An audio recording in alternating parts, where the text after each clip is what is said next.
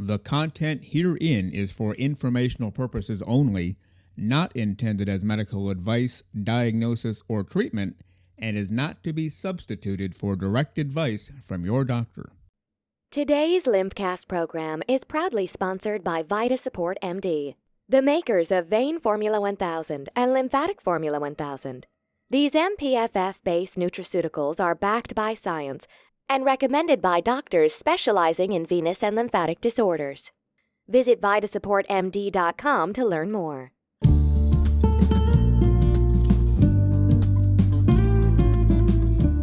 Welcome to LymphCast, the show that brings together doctors, other health professionals, and special guests to discuss lymphedema, venous disease, and other associated disorders, and what can be done if this is affecting your life. Now it's time to sit back, relax, as it's time to learn all about lymphedema, venous disease, and associated disorders on our show, LymphCast.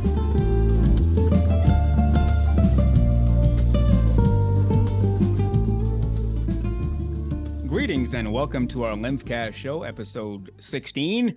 Thank you for watching, listening, or both. Glad you're with us. And let's go ahead and meet our panel. We'll get right into tonight's discussion. From Arizona, Dr. Monica Glavitsky. Hello, Dr. Glavitsky. How are you? Very well, thank you. Hello, everybody. And, glad to be again with the LymphCast. Yep, good to have you with us. Our first show, by the way, of 2023. So I should have said Happy New Year to everybody. I just did. Happy New Year. New Year. Yes. Happy New Year to everyone. Thank you. From California, Dr. Emily Eicher. Greetings, Dr. Eicher. How are you? Thank you. Thank you for having me. And I can't believe Happy New Year to everybody and to all our listeners. I can't believe this is already the 16th session that we have. It feels like we just started. So Happy New Year to everybody. We'll go to Minnesota. Before Dr. Moline brings in our guest, let me introduce him as a member of the panel. Dr. Mark Moline, how are you, sir?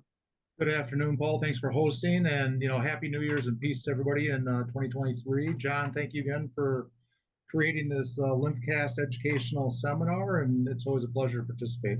All right, very good. And from New Jersey, the creator, owner, founder of VitaSupport MD, also the creator, founder of this show. And by the way, VitaSupport MD produces Vein Formula 1000 and Lymphatic Formula 1000, so check those out, VitaSupportMD.com. But physician surgeon from New Jersey, Dr. John A. Chubak. Greetings, Dr. Chubak. How are you, sir? Hi, Paul. I'm doing fine. Thank you so much. It's good to see everybody. And I really look forward to today's program. Mark Moline has invited another important and preeminent superstar to be with us and to share his knowledge. And I really look forward to diving in and learning something myself today, as always. All right. Sounds good. Now let's go to you, Dr. Mark Moline, and bring in our special guest tonight, if you would.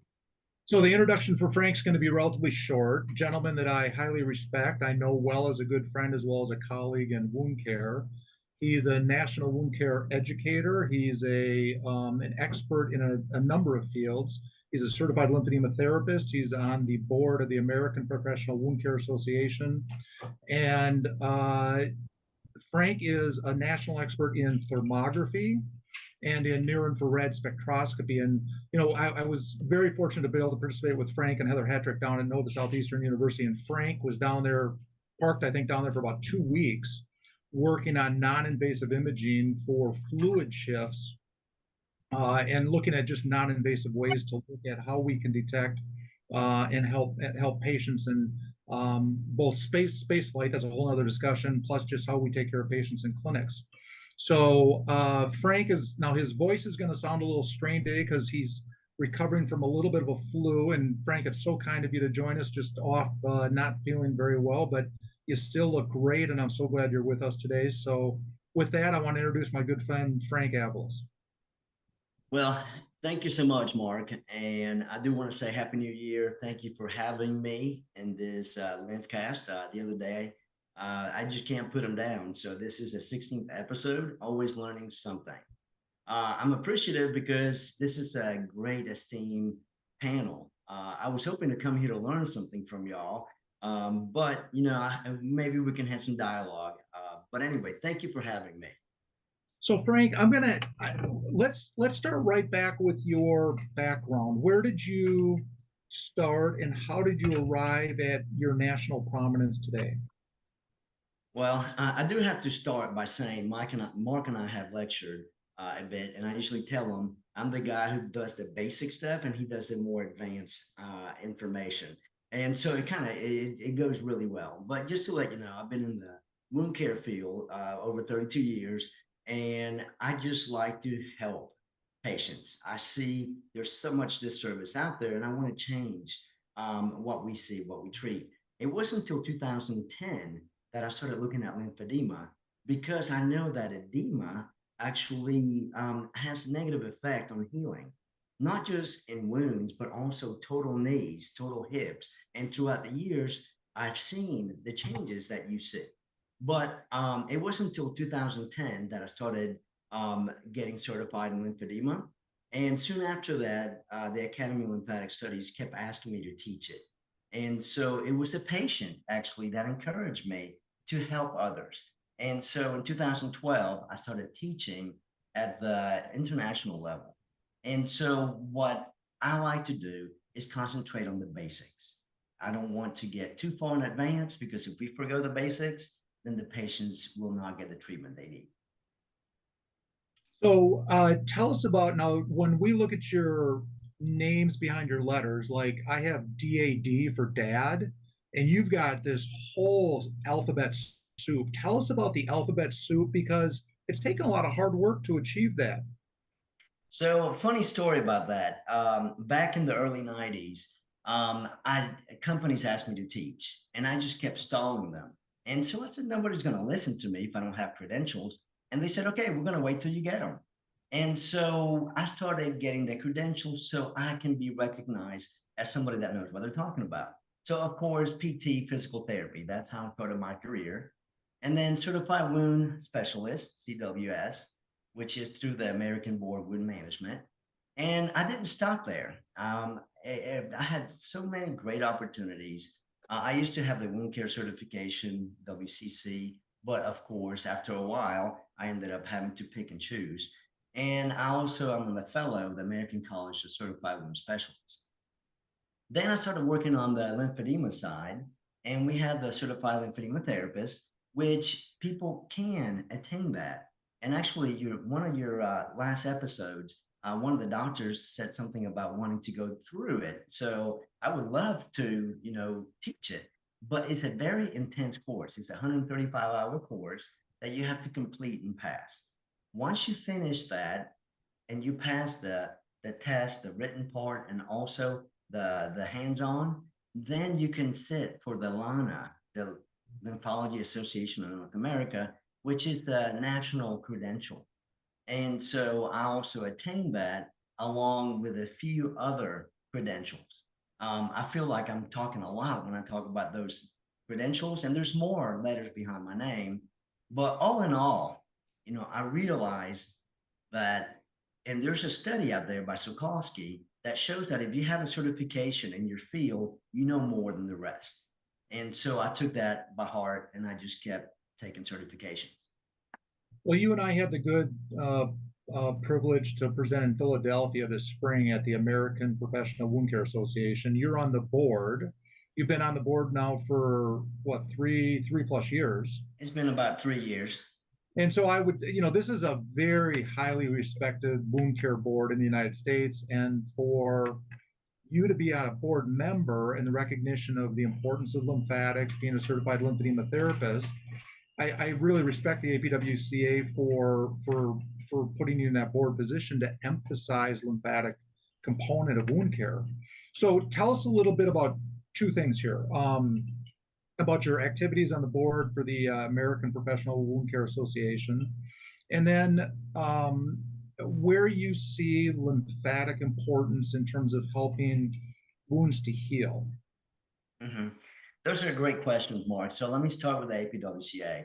I've been asked to join a lot of different boards, and usually I do at some capacity, but the purpose is to kind of change, to make a difference. We talk about, we have problems with amputees, patients are not getting treatment. Well, now I can actively do something So as a board member, I do get to influence in the directions that we go. As a matter of fact, Elizabeth Faust, which you know really well, we changed the mission, we changed the goals, which includes education, and we want to make sure that we make it a multidisciplinary education piece, not just doctors, not just nurses, because you know one thing.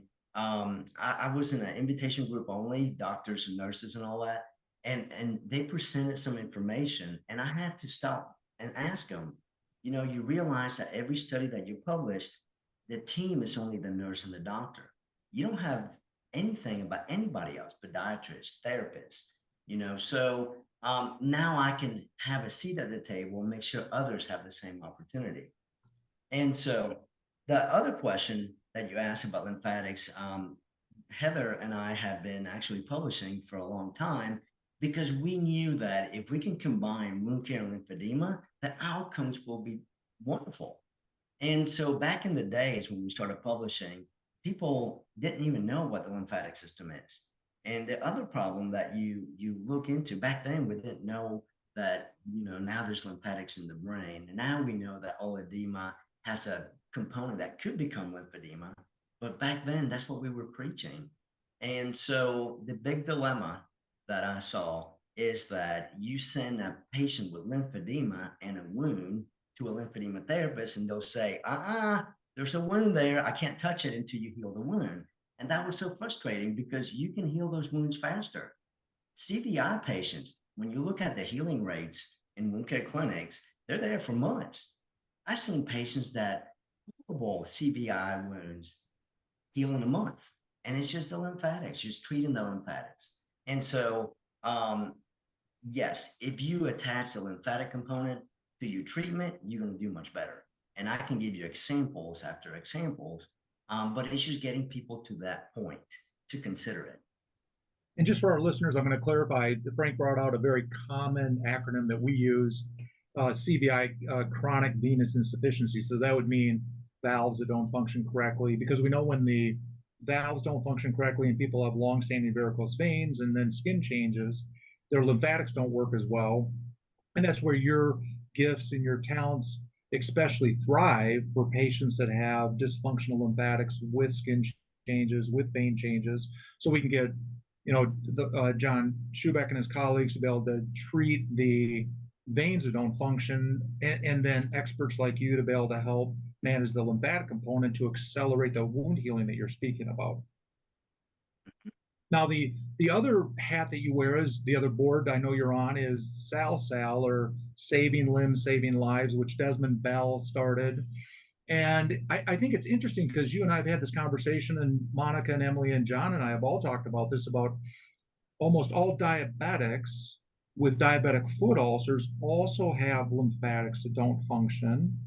So where do you see lymphatic function in diabetics to try to improve limb preservation or prevent limb amputations, which is part of the SALSAL mission statement? Mm-hmm. And that's something that when Dr. Bell asked me to be part of it and help him change the organization, that's one of the areas I wanted to concentrate.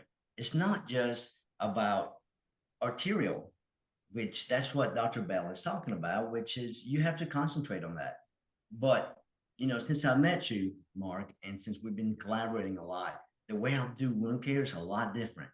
You know, instead of arterial perfusion, now I look at oxygenation. You know, so you can have perfusion or you can have diffusion.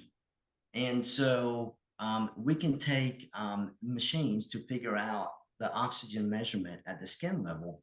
And the patients that are so swollen are barely getting any oxygenation and nutrients to the skin. And so when I look at patients now, I consider oxygenation and perfusion, whether they're swollen, whether they don't have perfusion. And our diabetics have a huge problem with both of those. And you have taught me a lot, which I hope that we eventually get into, but I look at diabetics a lot differently. Now I'm looking at the glycocalyx. And, you know, we can get into that in a little later, but our diabetics or glycocalyx is damaged because of inflammation. And so the second component that I wanted to mention is I look at oxygenation. Second component is inflammation, because all our diseases are inflammatory diseases. So if we can tame that inflammation, then our patients are going to get better. And so we'll talk about that in a little bit. And then the third component that I look at is cell health.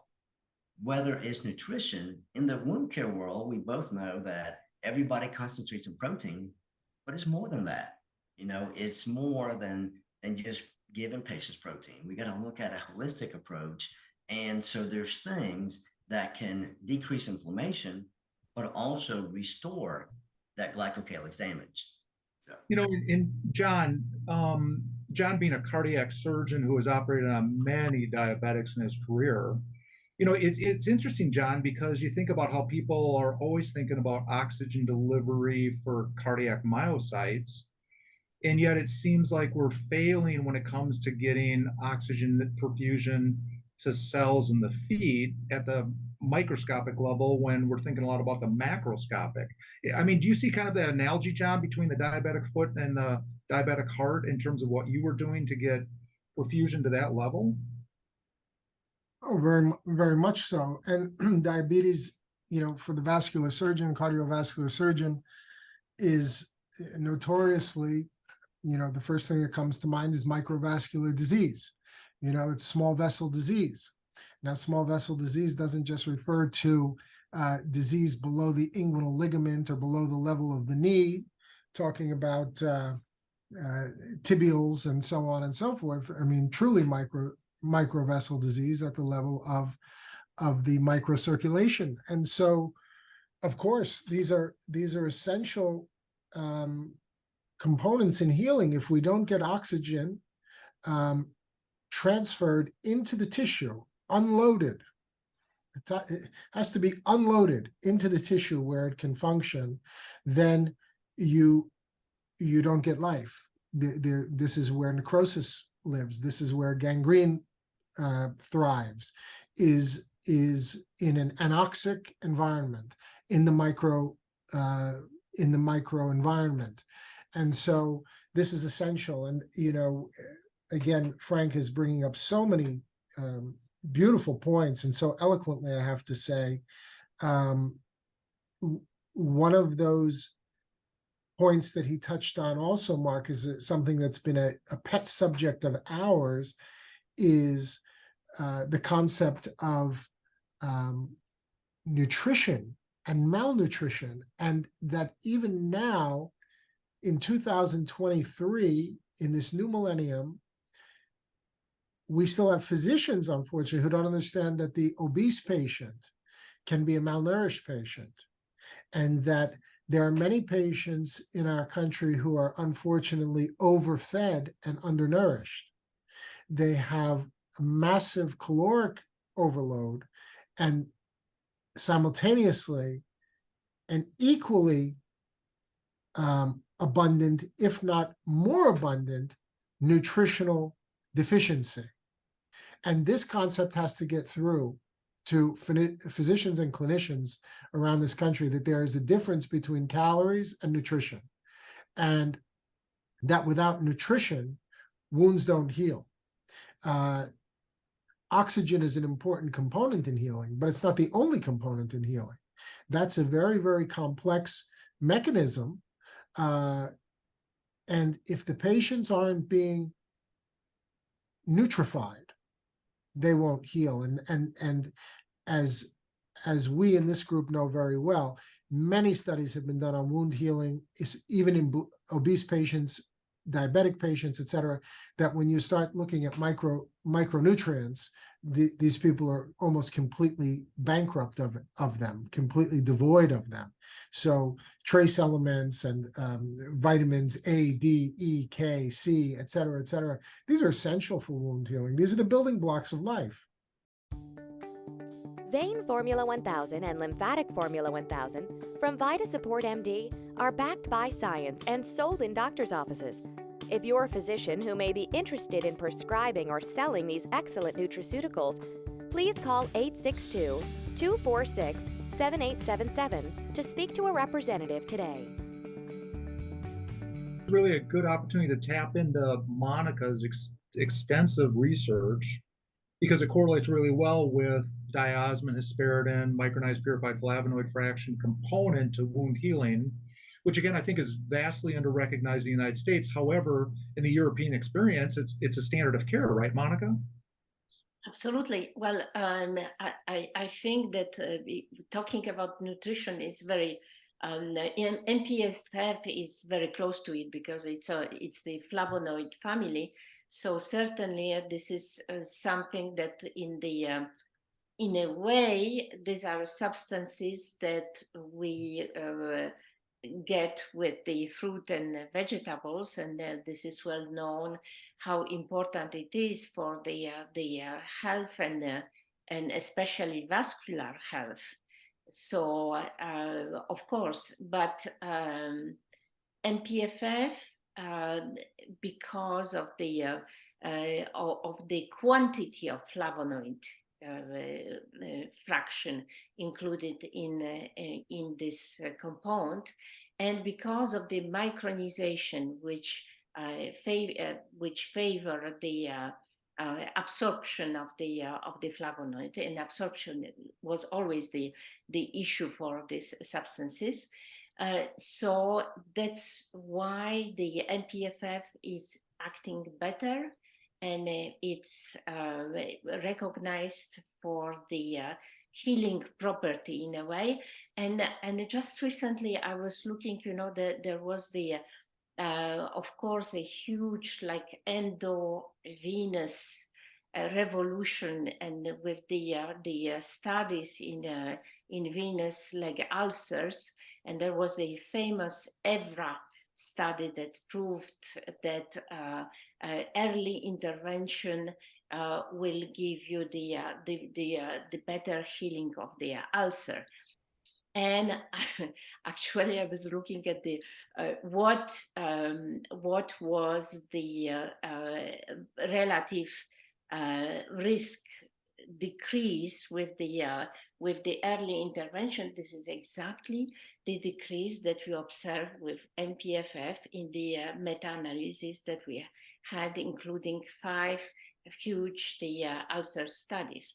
So this gives you a little bit the proportion of the drug or supplement here, because it's not registered as a drug in wound healing. So it seemed that we've got 3 really good factors involved to accelerate venous leg ulcer healing.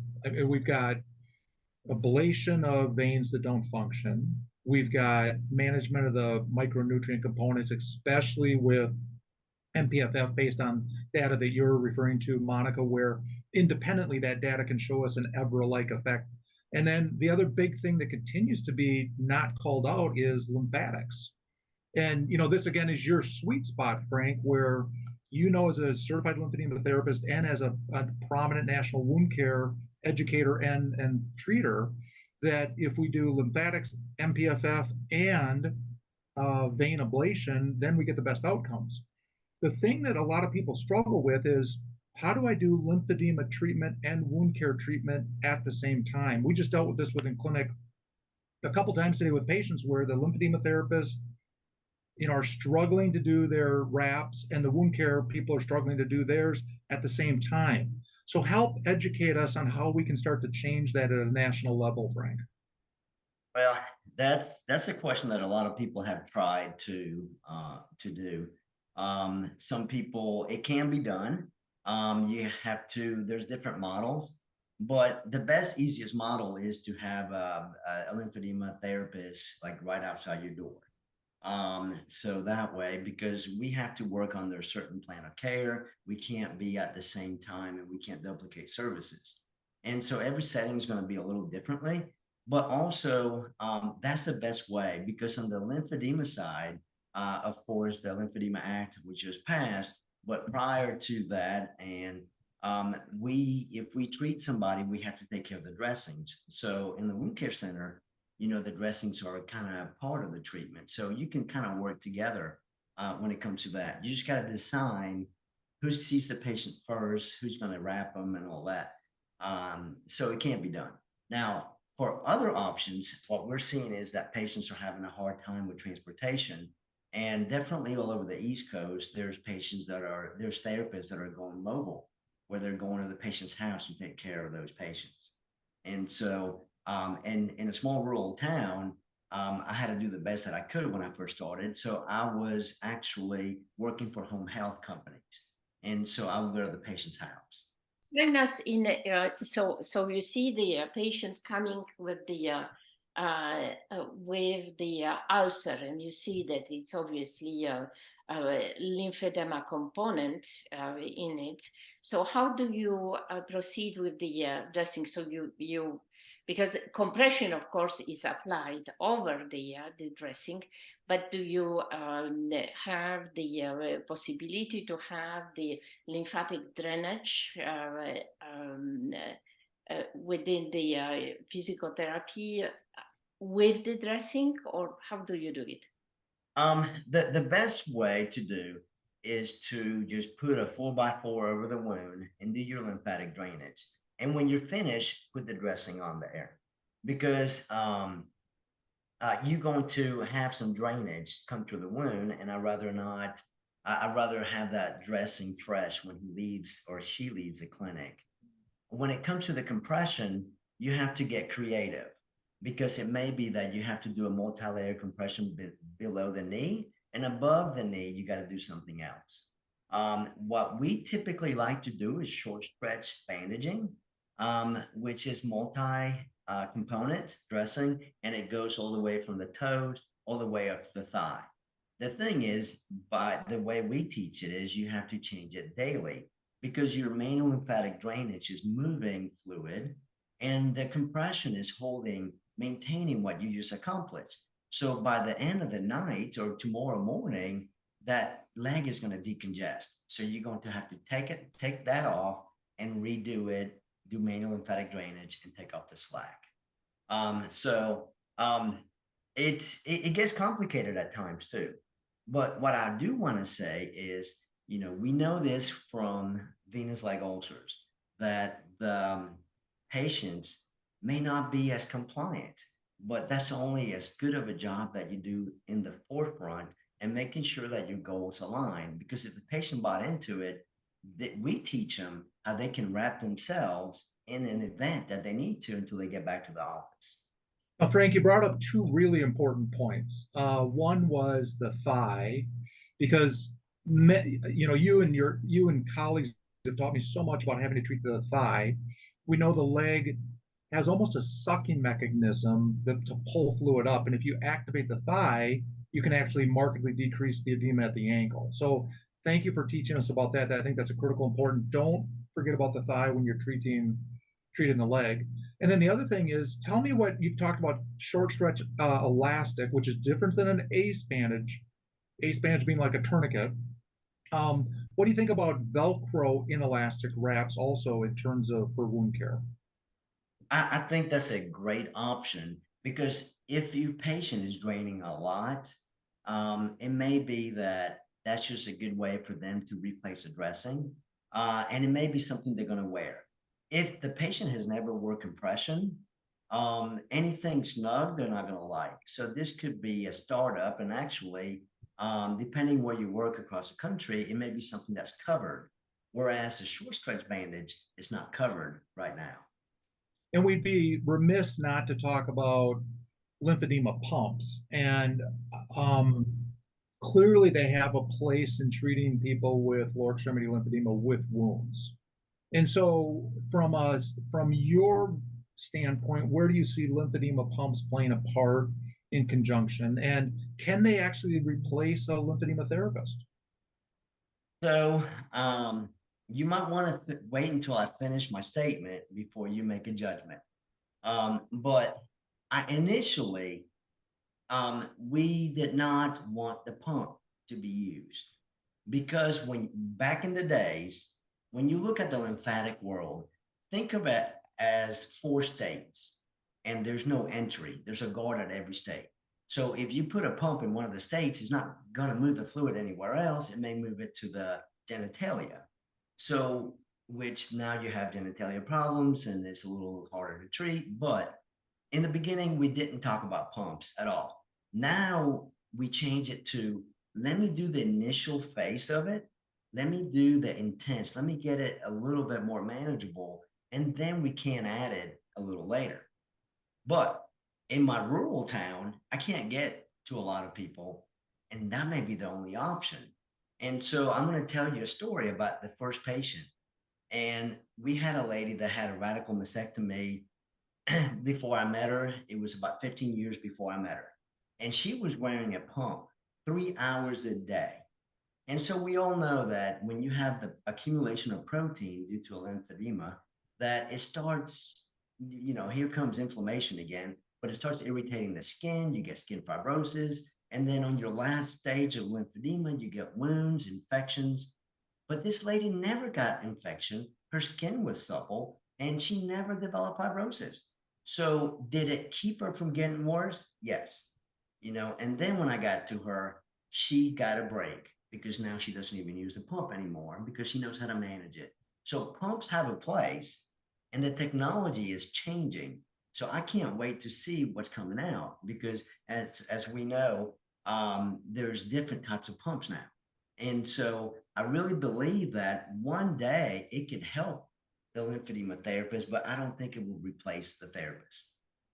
Now I'm going to pivot a little bit because Dr. Eicher is probably the nation, if not the world's expert in using ultrasound in management of conditions of lymphedema and lipedema. I mean, her skills and talents are incredible. And here you sit with another non-invasive modality of thermography and near-infrared spectroscopy. This could be a whole show itself, just watching you two talk about these two levels, but Emily's going to tell us a little bit about ultrasound. And then, because I'd love to hear you guys start to integrate all these modalities together to help us understand patients better, fluid shifts, and non-invasive methods so we can be better at picking up disease earlier. So Emily, what are your thoughts? Thank you so very much for inviting Frank. You are incredible, and thank you for such a wonderful input. I just had a patient about an hour ago, and this sweet little old man has phlebolymphodema with open wound. We started about a month ago, and the wound was size superficial, but size about 2/4. In 1 month, he is not oozing because I was doing debridement of the wound and applying enzymatic dressing on him, followed by bandaging. But in the clinic, and because I am attending every patient in the clinic, what we did is we started with manual lymph drainage proximally to both lower extremities, and then we addressed the wound. I treated the wound, debrided the wound, and then we used the pump. But inside of the pump, I used a special sleeve. I call it a DM sleeve, which we can have another discussion about that, which helps to redistribute the flow better. Now, it took about 1 month. The wound is now completely sealed and has a size less than 1/4. I just took a picture of that. And so we are doing combination of all modalities on this patient. But the key is a compression, because yes, he has phlebolymphodema, and you can clearly see on ultrasound all the skin changes, subcutaneous tissue changes, what is happening to the fascia, and what do we see as progression and improvement. And I use the ultrasound pretty much on a daily basis for lymphedema patients and lipedema patients. And I do see quite a few Derkum's disease patients. And I think I will put a lecture together on all the different clinical presentation as well as the ultrasound presentation. But in one of the phlebology magazines, there was advertisement about thermal visualization. And Frank, you have You have enormous knowledge, and I was thinking it would be incredible to combine both, to see a clinical presentation, ultrasound, and or see the subcutaneous tissue, and also especially in lipedema patients, you see the changes of the skin, changes of the subcutaneous tissue, and changes of the fascia. And now combine it with your technique. So tell us about what you see. Well, yeah, and by the way, yes, I will definitely would love to partner up with you on that. Thermography. So about 3 years ago, I was approached and to look at long wave infrared thermography. And I know that thermography's been around since the 50s in the medical world. We use it for breast cancer detection. But the FDA did not let it be an sit alone tool, but it could be used with a mammogram. But it's predictive. There's over 800 studies in the medical world with thermography. And just to explain a little bit what I'm seeing, and so a body emits radiation.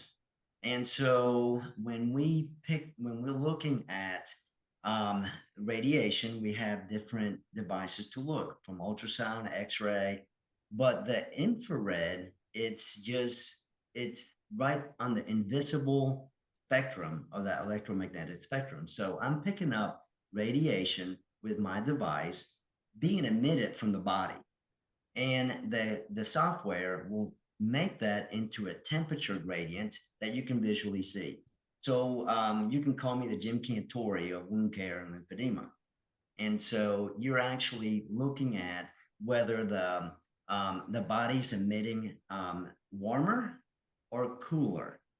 And so this device was introduced in the wound care world as detecting pressure injuries before they happen. And so, yes, they were correct.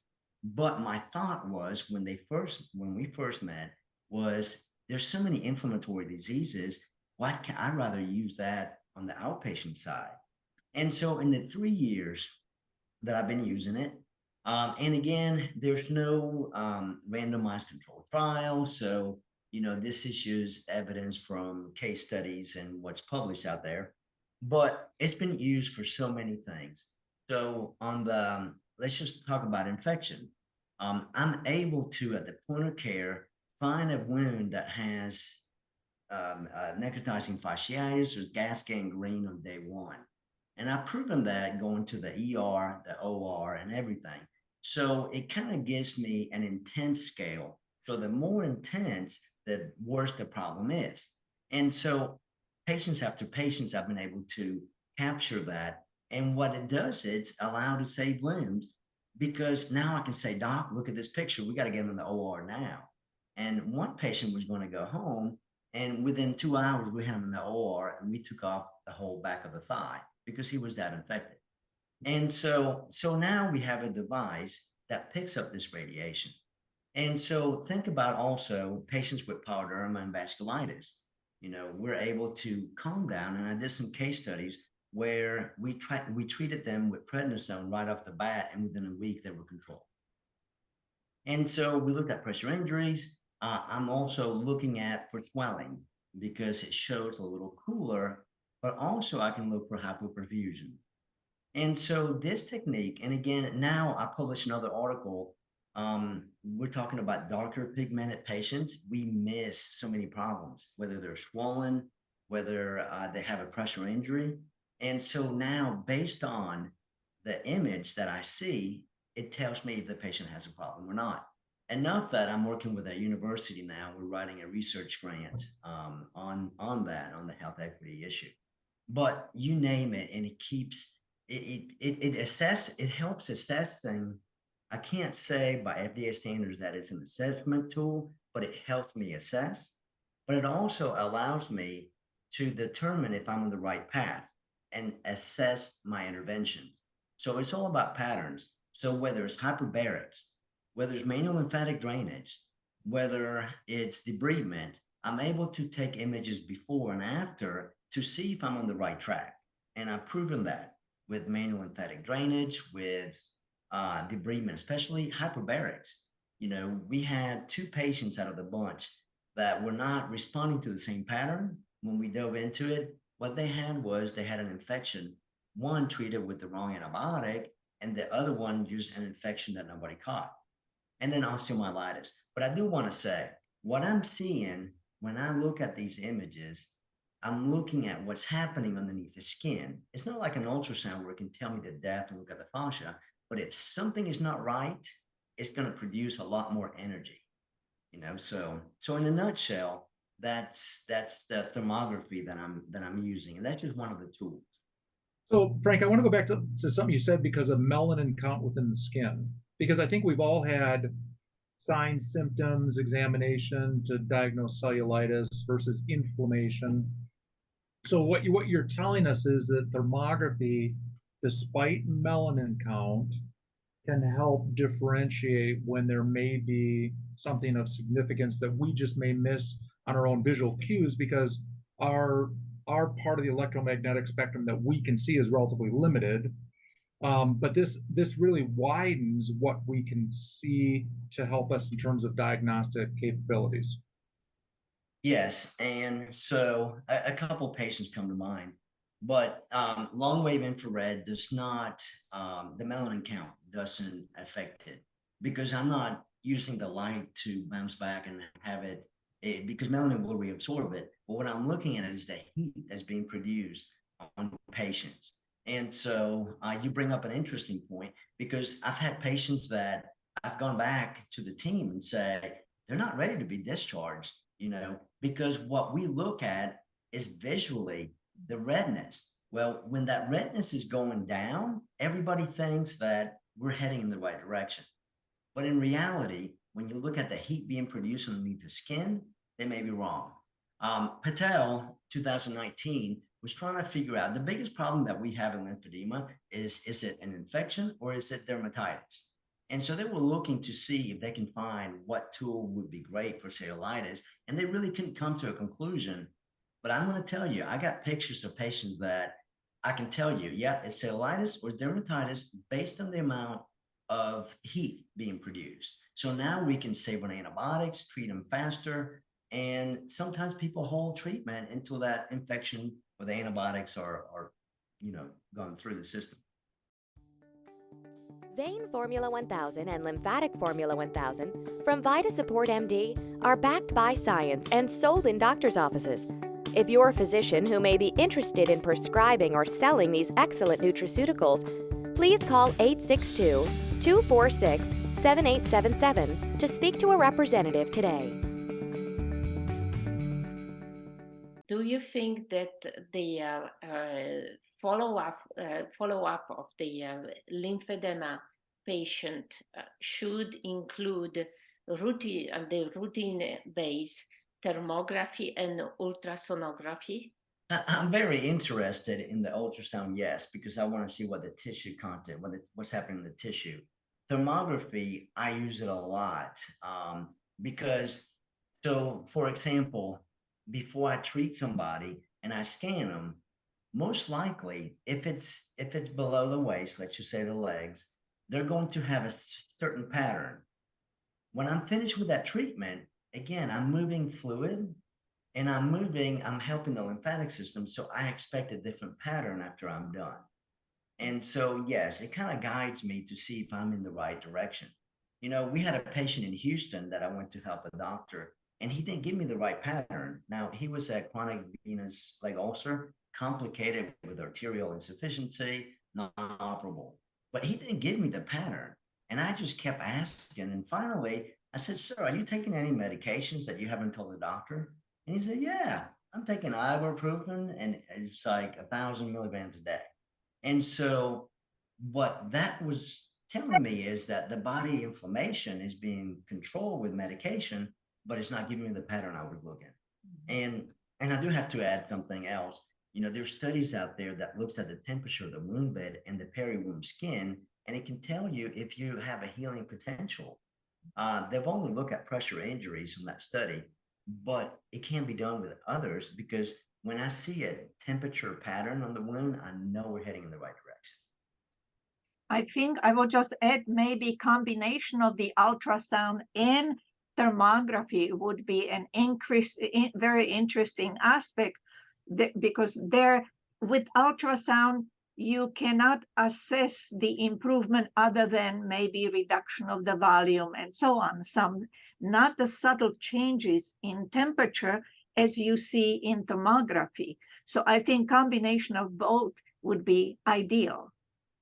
And according to our old friend Olszewski, he was treating dermatolymphangioadenitis with long-term antibiotics, and patients tend to improve quite well. You know, the other aspect of that I'm using thermography for is that I'm able to pick excessive swelling, especially after a surgery. And usually, based on the temperature reading, I can kind of guess if that incision is going to dehisce. You know, do you see how do you control edema post-surgery to prevent that dehiscence? Of course, Frank, it depends on the entire clinical scenario and which operation has been done and many factors involved in the patient. Now, of course, historically, old dinosaurs like Mark Moline and myself have been trained to examine a patient, and you get a sense, an overall gestalt of the tissue, turgor, tension in a wound, day-to-day changes in edema, and just a clinical feeling or expertise of how a wound is doing. I think in the experience of most vascular surgeons, the main wound problems in terms of dehiscence, if you're talking about a surgical wound, were the old bypass operations in the leg where we were using longer incisions for harvesting vein and performing bypasses. And of course, in my personal experience, going back to the early part of my career in training as a cardiac surgery, full-length medial lower extremity excisions going from the ankle all the way to the groin through the knee for harvesting vein. I mean, those were massive linear full-length lower extremity excisions, in which cases some patients, in the case of, let's say, the bypass patient, lower extremity bypass patient, we would see that on occasion, unfortunately, in a massive reperfusion circumstance, which Mark is very much familiar with. And then, of course, in cardiac, we weren't seeing reperfusion of the lower extremity generally because we were harvesting a vein for use in the heart. But sometimes in the face of congestive heart failure, you would have a significantly swollen wound. So swollen limb where dehiscence was not only a concern, but in many cases a reality. So to answer your question, Frank, I think historically, as a well-trained and experienced surgeon, our sense or degree of risk of dehiscence was based on good physical examination and clinical judgment. No, well said. And because I get this, I was asked this again last night at another hospital. Can we do MLD for post-op patients? But my first question was, when you screen your patients, are you looking at nutrition?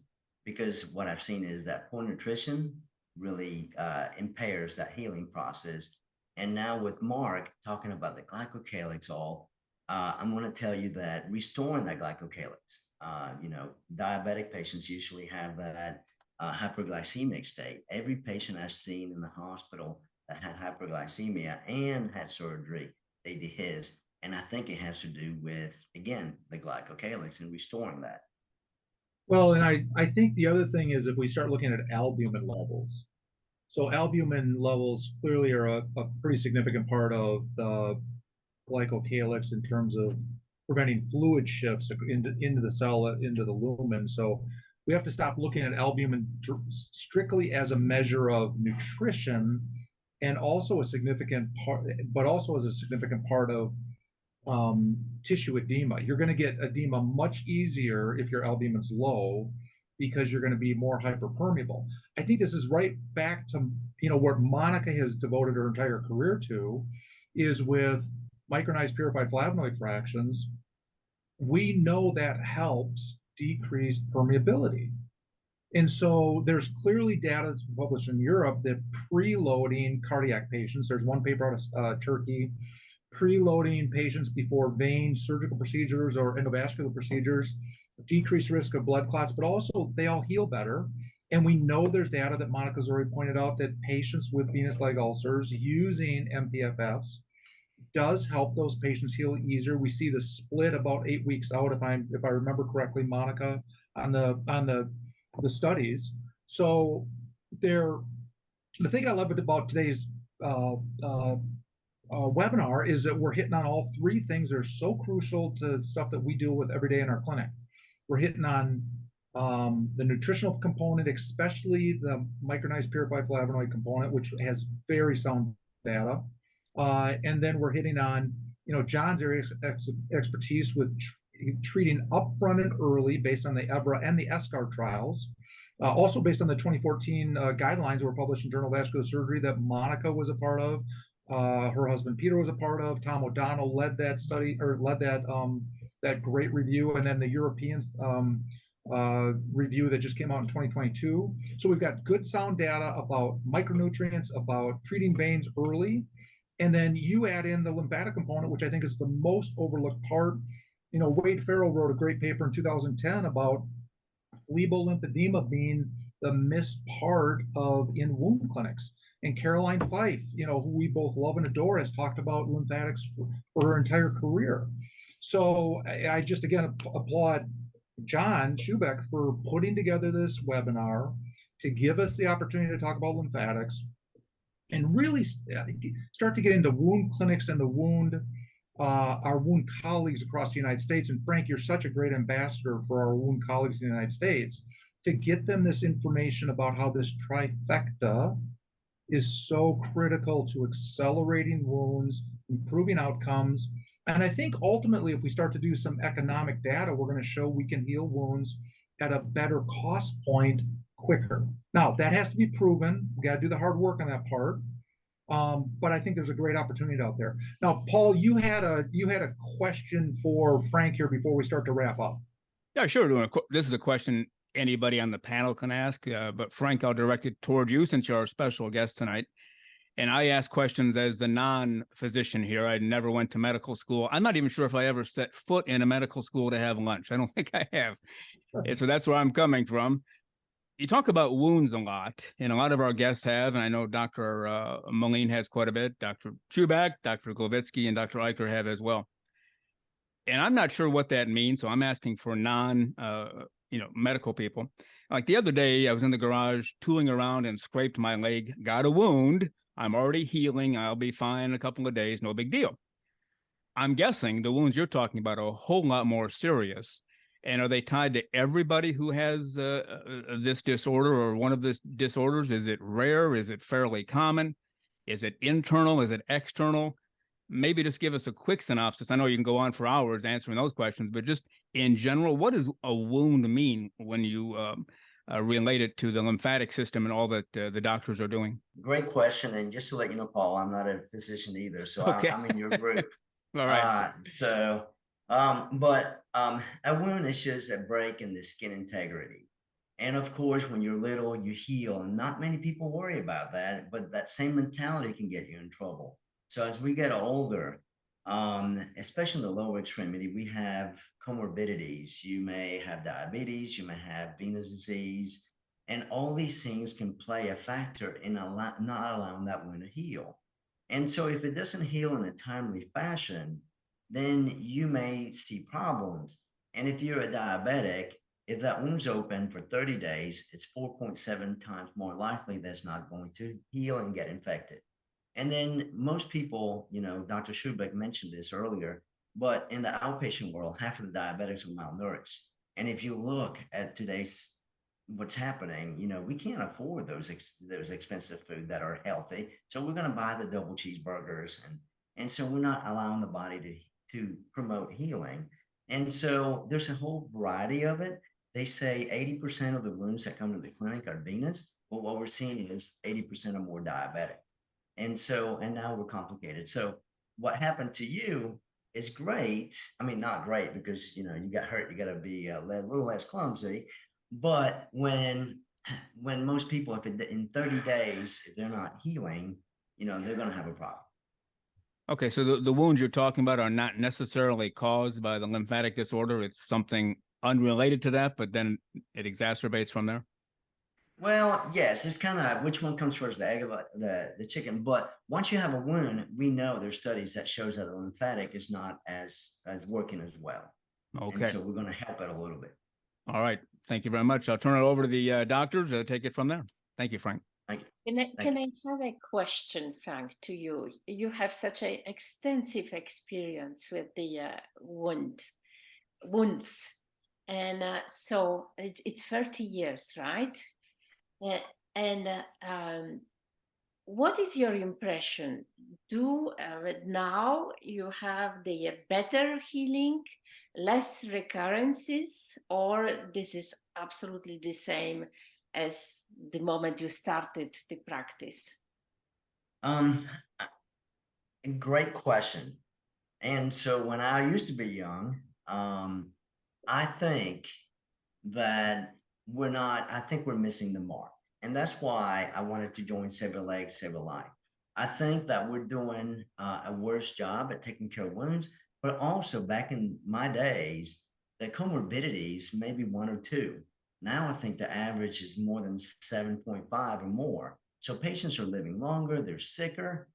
In my opinion, is that we have so much technology, and that we don't concentrate back on the basics. And so the recurrence, in my opinion, is higher. And so to answer your question, I think we're not doing a great job at taking care of wounds. And Monica, I would add a tagline that if we're always looking for the holy grail of wound care and trying to simplify it, because I agree with Frank that complexity, like we had a patient here today, liver, renal transplant, lymphedema, diabetic, history of deep venous thromboses. And we love those patients, right? That's who we want to see in our wound clinics. But if we go down to just what is the bottom line issue in almost every wound, Frank and I have talked about this. I'm convinced it's peri-wound lymphatic stasis if we're looking right at the wound element itself. So taking care of dermal lymphatics, which is 70% of the lymphatic system in the body, is actually the lymphatics of the skin. And I think we're totally missing the boat in wound care just talking about dermal lymphatics. And if we can get that lymphatic stasis to decrease through, and I'm convinced it's MPFFs, and it's certified lymphedema therapist, and it's getting rid of the venous hypertension, and it's controlling the blood sugar in the diabetics, and it's improving nutrition, and it's doing some walking, and if we just do some of these, get back to basics. It's like football. Until we block and tackle well, we're not going to win the game. And I think once we accomplish the basics and get back to teaching the basics and helping patients understand the basics, we're going to start to see a shift in outcomes and a shift in recurrences, because now we're treating patients holistically. Mm-hmm. But and with smart people like Frank, I think that's the message. And with podcasts like this, I think that's the message we can start to get out to our colleagues at all level, whether you're an MD, PhD like you are, Monica, down to a simple MD like me, down to the certified lymphedema therapist, down to the WOCNs. We all have to get on the same playbook. And yes, so the reason I asked the question, because certainly we have a progress in knowledge. Certainly we've had the progress in the treatment capacity for this patient, like for venous disease. It's not the same that it was 30 years ago. But, I remember my big surprise, actually, when we did the ulcer prevalence study in the Olmsted County system, and Mayo included, actually I was very much surprised that the incidence was going up, and in a way, this is certainly because our population is aging, right? It's certainly, as you pointed out, Frank, there is more complexity in those patients now than before. Maybe certainly less healthy lifestyle, maybe. And I was thinking if there is any element to like the health, because the aging of the population and the complexity, you cannot do that much. You can try to educate more people to prevent, but once the ulcer is there, and I was thinking maybe the recurrence rate might be more improved by the treatment, because then patient has already problem and knows that he or she has to do something, right? I was just going to say, I was reading through Sumner Stranis's book, 1975, Vascular Hemodynamics for the Surgeon. And I was reading about the Brody Trendelenburg test, right? The positive, negative, negative. That was all done at a point in time where you could actually see veins in somebody's legs. That's not true anymore. And so the ability to pick up early on venous disease, I think, is compromised by some of what we're seeing in our demographics. And also, we're failing to educate in medical school on simple basic wound care, identification of lymphatics. We're even failing, I think, really broadly to educate medical students on just venous hemodynamics and understanding that the critical nature of veins and lymphatics in human health. And so that's where I just think we got to get back to some of the real basics in education from the get-go up. And then, thank goodness, we have non-invasive imaging like duplex ultrasound now, and thermography is coming on board to help us pick up on disease ideally earlier rather than later. So your point, Monica, about what you found in that study, I think, is just absolutely fascinating. It'd be very interesting to repeat that again now, because the original goals were to eliminate venous ulcer disease by 50% by what year in that original thought? Was it by 2020? So it should be repeated now. Unfortunately, I don't see anybody, the volunteering to do it again. It's a huge job. Only thing I will say to that, Monica, I've been in a rural area, and I had to change behavior. We were known as a place where you go to die. And so I wanted to develop a stellar wound care center, which we do have now. But what I noticed early on is that people had to communicate. You had to know your roles. You had to give them expectations. And then also you got to hold them accountable. And so with that being said, is that communication is the best key. Know who your players are. Because if you don't know if you have a wound care specialist, a lymphedema therapist, you're not going to get the outcomes.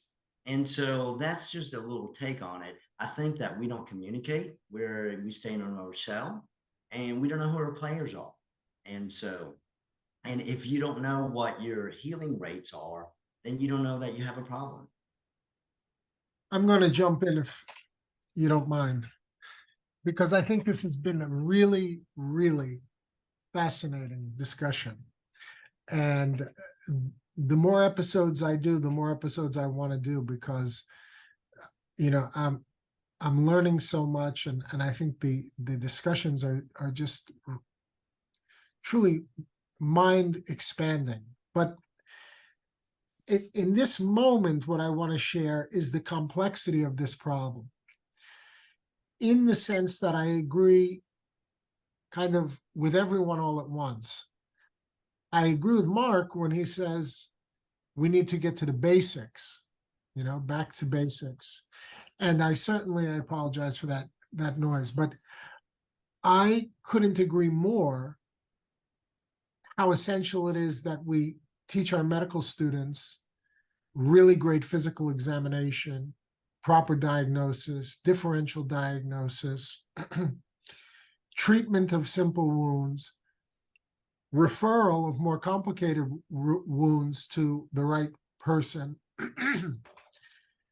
But on the other end of that spectrum, what is so interesting about this conversation, in other words, Mark and I were having a conversation recently that I'm an old dinosaur, as I say, but I feel very, very confident in my wound healing powers after 20 years in practice, 27 years of training, surgical training, and beyond that, going back to medical school, that almost every single venous stasis ulcer, VLU, venous leg ulcer, if you want to call it, 99% I have treated without difficulty using sharp debridement and Uniboot application. Two things, sharp debridement and Uniboot application. Now, there is 1% of patients that fall outside of that, and that becomes a whole different subject. But so there's a part of me that says, if I could just teach every medical student in the United States and around the world how to properly debride a wound back to viable tissue where blood is coming into the wound with red cells carrying oxygen and the little white cells there to fight and kill and clean things up, and the little macrophages and the monocytes and all of those things, that one course would change venous leg ulcers in America. But then there are the patients beyond that. And that's where the subject becomes so interesting. Where is this ultrasound technology applicable and meaningful?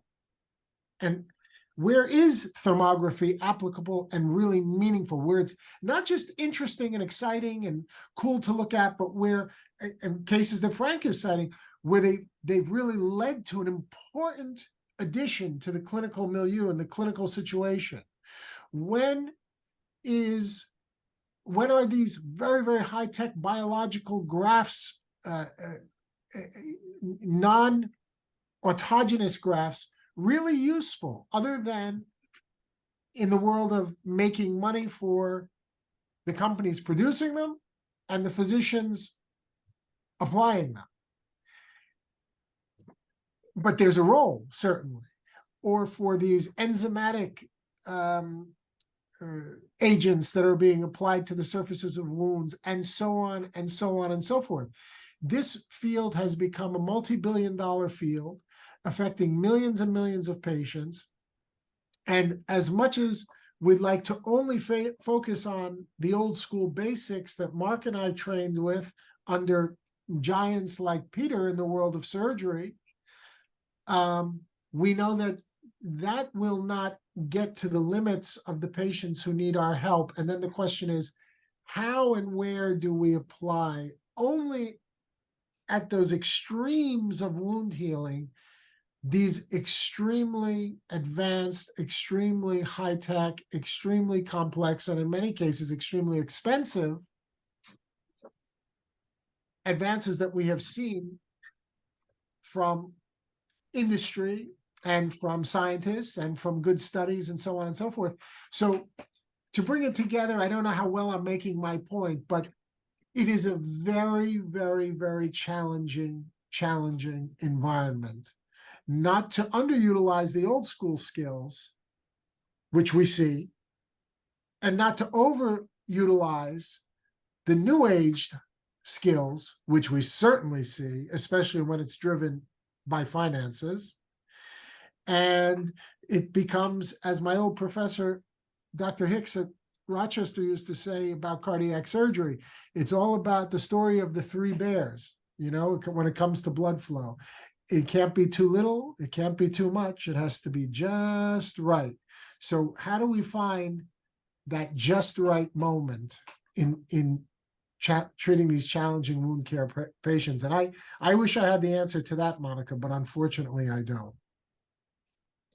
Well, I hope that the future will show, a great improvement with that common sense coming into the into our medical offices, we will have enough of good treatment and reasonable treatments.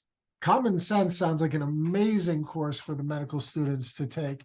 Speaking of which, I want to, on the lighter side, I want to say to Paul, who mentioned he's probably never even been to the lunchroom at a medical school.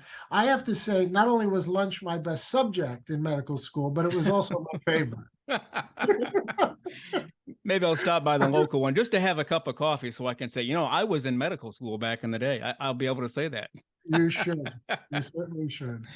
All right. Thank you again for tuning in tonight to LymphCast, episode 16. Let's thank our panel. We want to thank Dr. Emily Eicher from California. She had to leave a little bit early, had a patient in her office. But from Arizona, Dr. Monica Glavitsky. Thank you, Dr. Glavitsky, for everything on today's show. Thank you for this show. And I was extremely happy to see Frank with us. All and right, I hope that it's not the last time that you are with us for LymphCast. All right, very good. Thank you for having me. You bet. From Minnesota, Dr. Mark Mullane. First of all, Dr. Mullane, thank you for everything and another excellent job. Thank you, sir. So I'm going to make an appeal, three-part appeal. Subspecialty board recognition for wound care management. I don't think any of us would ever feel comfortable with an ER physician treating us that was not board certified, much less a general surgeon, much less a board certified cardiovascular surgeon.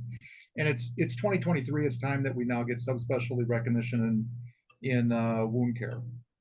I just want to say again, MPFFs, lymphatics, veins, making sure you get an ABI is so important for what Frank's talking about.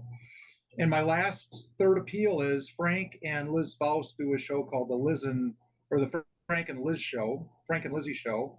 It's a tremendous nationwide, high accolade. I think it's one of the best wound care education devices out there right now. And I would hope that we have an invite at some point where Monica and Emily and John and I could join you, Frank, on the Frank and Lizzie show so that we can be interviewed by you all, because I think there's such great synergism in being able to get this message out to the wound world.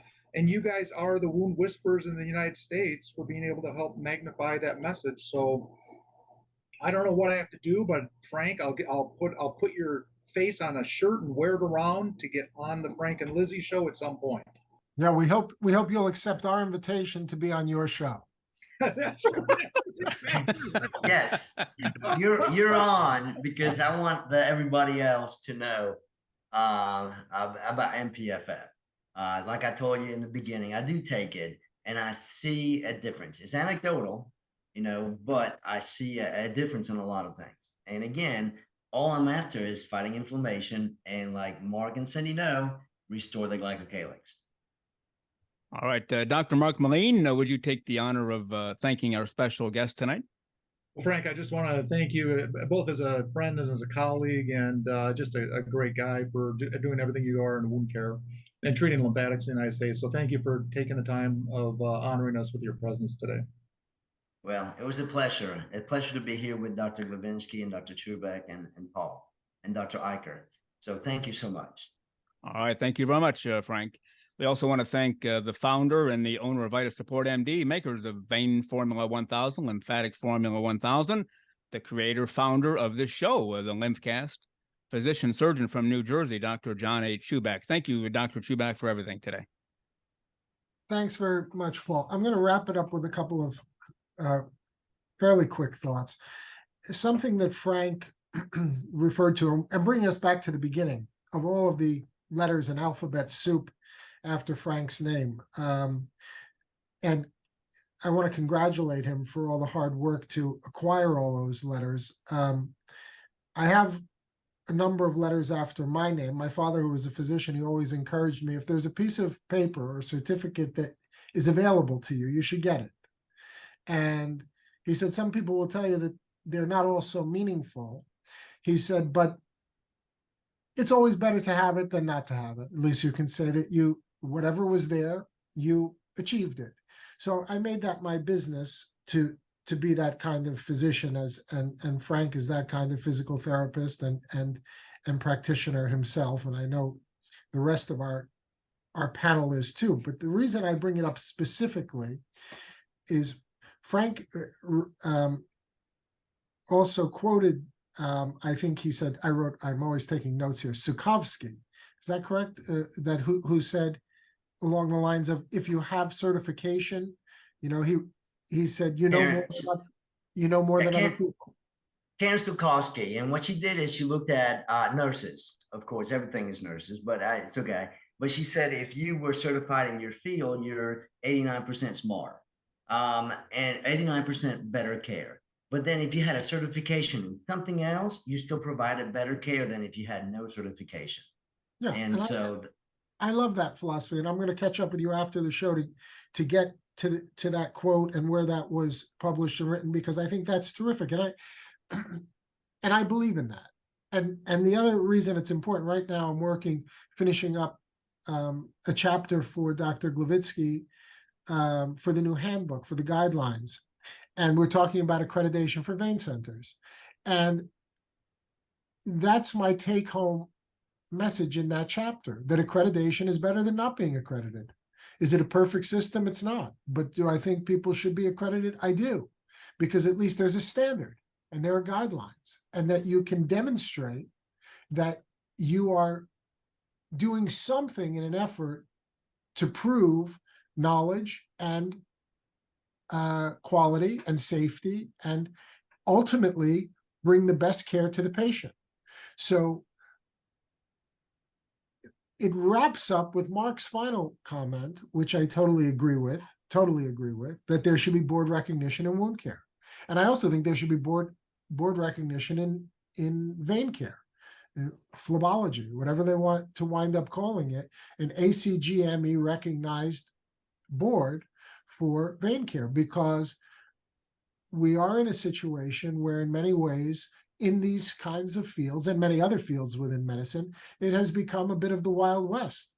And many practitioners from many backgrounds can practice, especially in the outpatient arena, which is becoming larger and larger as the hospital arena shrinks. And there need to be, I believe, being from the old school perhaps, but there need to be certain standards by which people can be measured to say that I should be taking care of a patient with this disorder, or I shouldn't. So I hope that makes sense to everybody, but that's kind of my soapbox to get up on today, and leave it at that. I think we're probably all in agreement.